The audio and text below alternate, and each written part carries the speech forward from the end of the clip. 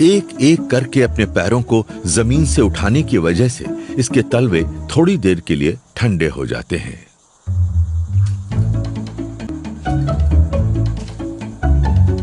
लेकिन इसकी ये नृत्य कला भी इसे ज्यादा देर तक रेगिस्तान की गर्मी से बचा नहीं पाती।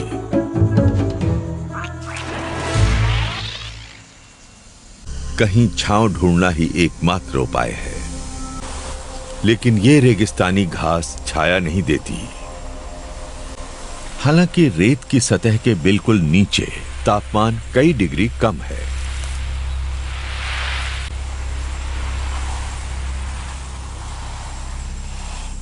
दिन की तपती गर्मी ने यहां की जीवन शैली को बदलने के लिए मजबूर कर दिया है। यहां बहुत से जानवरों ने सबसे आसान विकल्प चुन लिया है। पूरे दिन रेत के अंदर छिपे रहना और केवल रात की ठंड में बाहर आना। जैसे जैसे अंधेरा बढ़ता जाता है, न जाने कहां कहां से जानवर बाहर आने लगते हैं।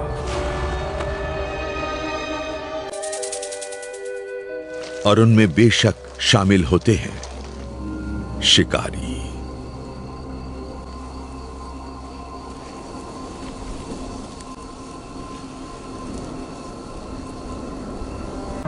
इस रेगिस्तान का रात में शिकार करने वाला एक शिकारी आसानी से नजर नहीं आता। ये रहस्यमयी जीव रेत की सतह पर बहुत कम ही निकलता है।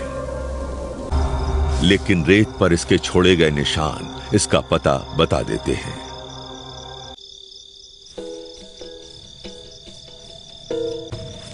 ये वहीं रहता है जहां रेत बहुत सूखी होती है और उनके बीच ऐसे चलता है जैसे पानी में बह रहा हो। ये टेबल टेनिस के बॉल जितना बड़ा होता है। ये है गोल्डन मोर, एक तरह का छछूंदर। ये पूरी तरह से अंधा होता है, लेकिन जमीन के नीचे तो वैसे भी कुछ देखने को नहीं होता। उसके बदले इसकी सुनने की शक्ति बहुत प्रबल होती है। इसका पूरा सिर एम्पलीफायर का काम करता है, जो बालू के अंदर की ध्वनि तरंगों को पकड़ लेता है। इसलिए अपने शिकार के ठिकाने का पता लगाने के लिए इसे अपने सिर को रेत के अंदर घुसाना पड़ता है।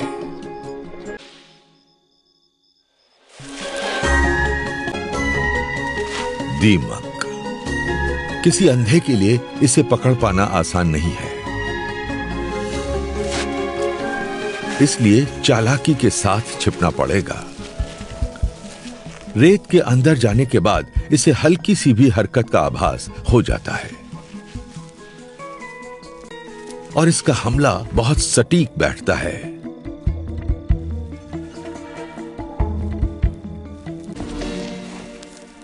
कभी कभी चूक भी हो जाती है।